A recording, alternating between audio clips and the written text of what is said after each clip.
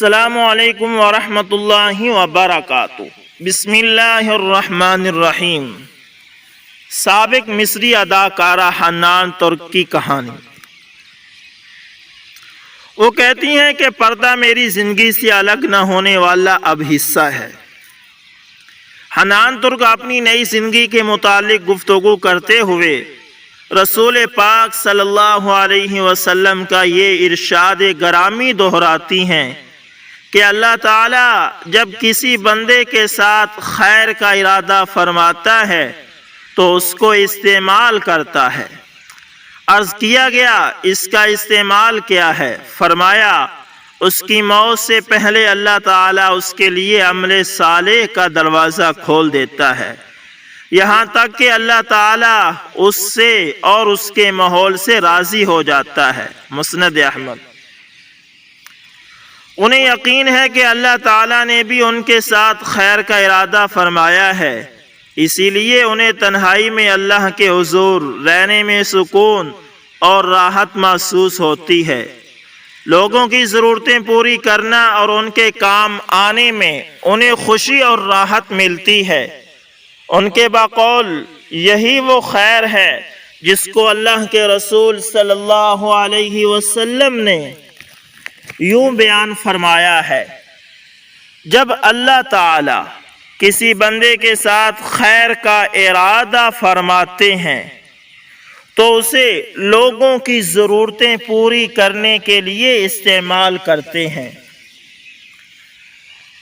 امام مغازی الشرقاوی، جنہوں نے ان کا انٹرویو لیا ہے، ان سے ملاقات کے وقت کے اپنے تاثر یوں بیان کرتی ہیں، جب میں حنان ترک سے ملی تو وہ مجھے ایک انتہائی متواضع اور متبسم شخصیت نظر آئیں۔ انہوں نے اپنے چہرے پر کسی قسم کا میک اپ نہیں کر رکھا تھا، لیکن ان کے چہرے پر نور کی کرنیں عیاں تھی۔ ان کا جلباب، گاؤن یا برقع ایسا تھا کہ اس میں سے کچھ نظر آنا مشکل تھا۔ اس برقعے نے ان کے پورے جسم کو ڈھانک رکھا تھا۔ اپنا تعارف کراتے ہوئے حنان نے کہا، میرا نام حنان حسن محمد عبد الکریم ہے۔ 7 مارچ 1975 کو میری پیدائش ہوئی۔ 1991 میں پہلی بار ایک فلم میں کام کیا۔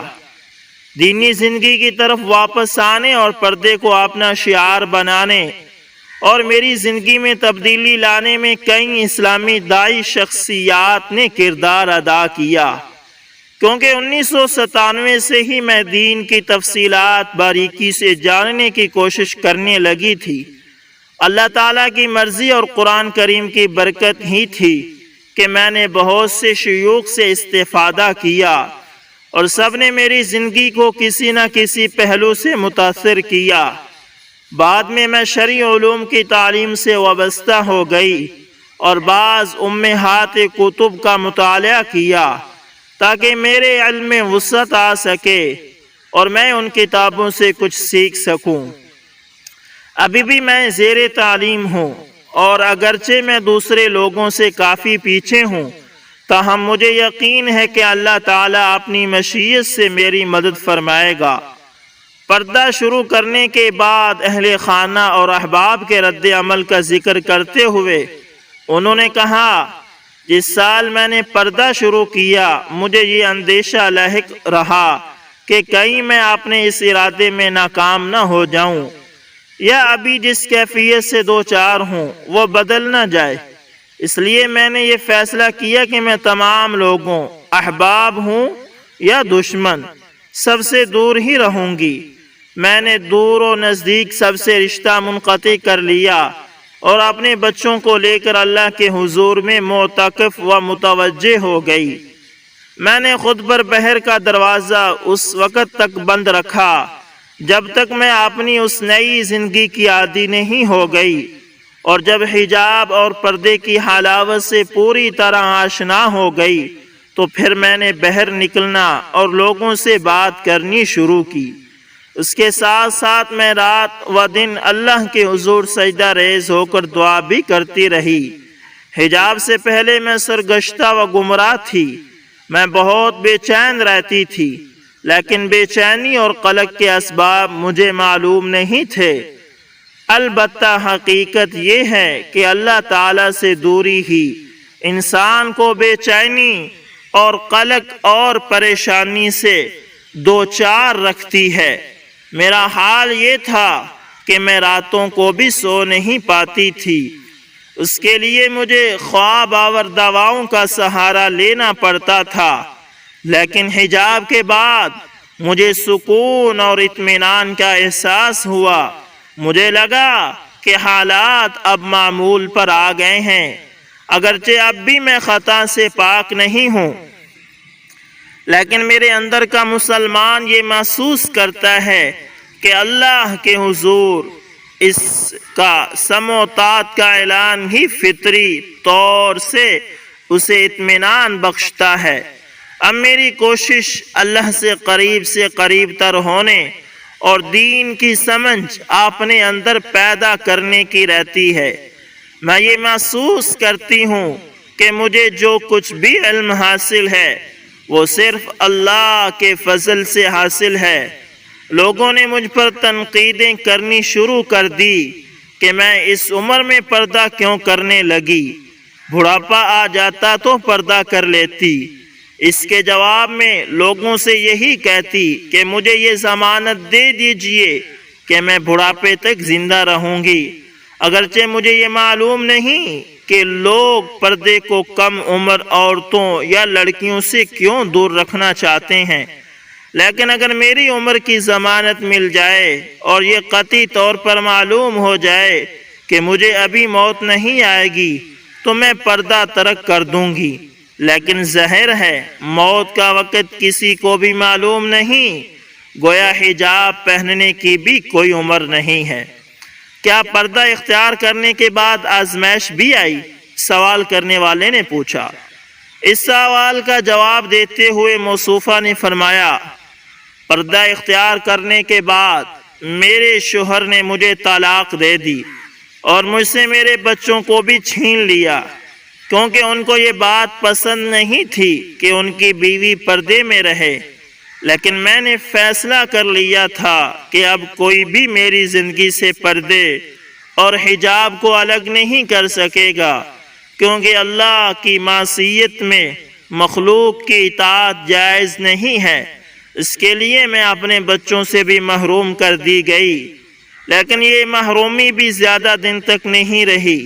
اب یہ دونوں بچے کچھ دن میرے پاس رہتے ہیں اور کچھ دن اپنے والد کے پاس۔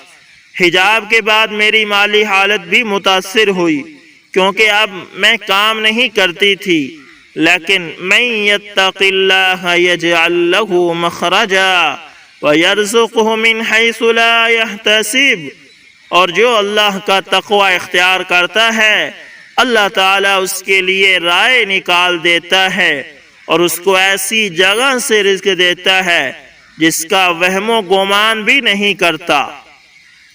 میں نے اپنے سر کو صرف اس لیے ڈھانپ کر رکھا ہے کہ میں اس میں ایمان کی حلاوت اور راحت اور سکون محسوس کرتی ہوں اور اسے خوبصورتی کی علامت سمجھتی ہوں۔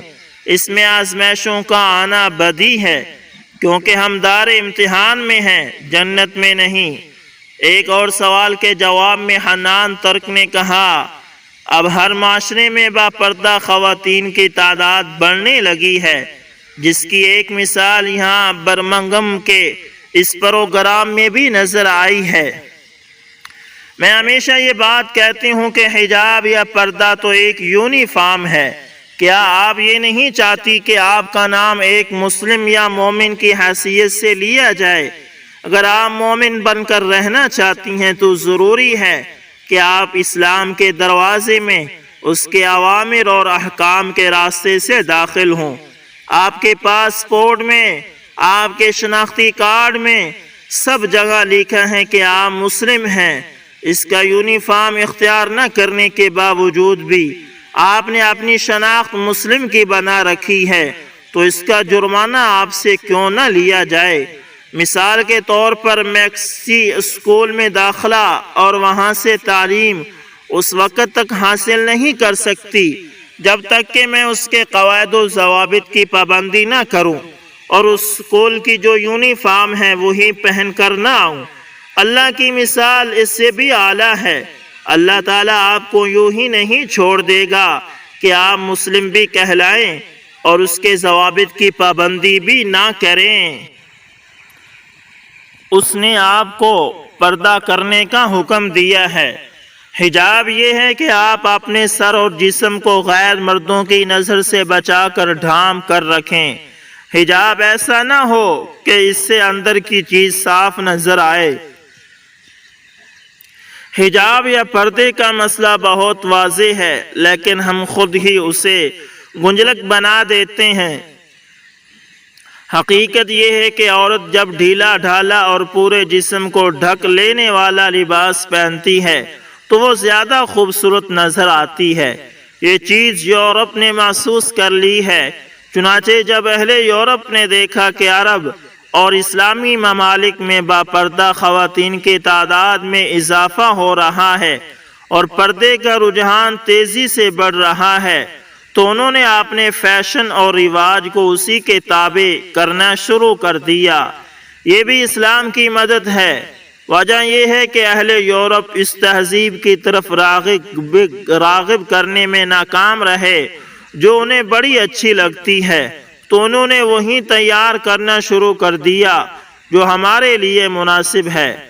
حنان ترک ذاتی طور پر اور مختلف فلاحی اداروں کے ذریعے بھی خدمت خلقہ کام بھی انجام دے رہی ہیں۔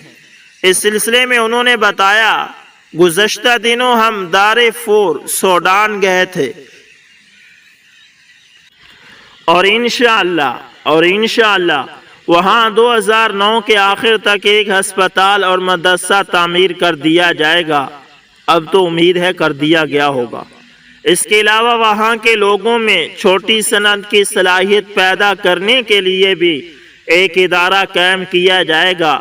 اپنی خواہش اور آرزو کے متعلق انہوں نے بتایا کہ میں اللہ سے دعا کرتی ہوں کہ اس نے جس طرح مجھے دنیا میں شہرت سے نوازا ہے اسی طرح میرا شمار مشاہیر اہل آخرت میں کر دے۔ میری آرزو ہے کہ وہ اپنے یہاں مجھے ایسا لقب عطا فرمائے جس سے وہ خوش اور راضی ہو جائے۔ تربیت کے ایک بہت ہی اہم نقطے کو واضح کرتے ہوئے انہوں نے کہا کہ میری اور بہن بھائیوں کی تربیت پر اس نہج پر ہوئی کہ جس کام سے روکنا ہو تو کہا گیا کہ یہ برا کام ہے، یہ نہیں بتایا گیا کہ یہ حرام بھی ہے۔ اسی طرح ہمیں کہیں جانے سے روکا گیا تو کہا گیا کہ وہاں مت جاؤ ورنہ لوگ ایسا کہیں گے۔ لیکن میری اللہ سے دعا ہے کہ وہ مجھے اپنے بچوں کی تربیت اس نہج پر کرنے میں کامیابی نصیب فرمائے کہ فلاں کام حرام ہے نہ کہ محض برا۔ اسی طرح میرے بچے یہ بھی جان لیں کہ حرام کیا اور حلال کیا ہے اور ان دونوں کے درمیان کیا فرق ہے۔ تو دوستو یہ تھی کہانی حنان ترک کی جس نے اسلام قبول کیا۔ تو دوستو الحمدللہ اسلام کی طرف بہت ساری شخصیات راغب ہو رہی ہیں جن کو نظر آ رہا ہے کہ اسلام کے علاوہ اب کوئی اور راستہ ہے ہی نہیں دنیا کے پاس۔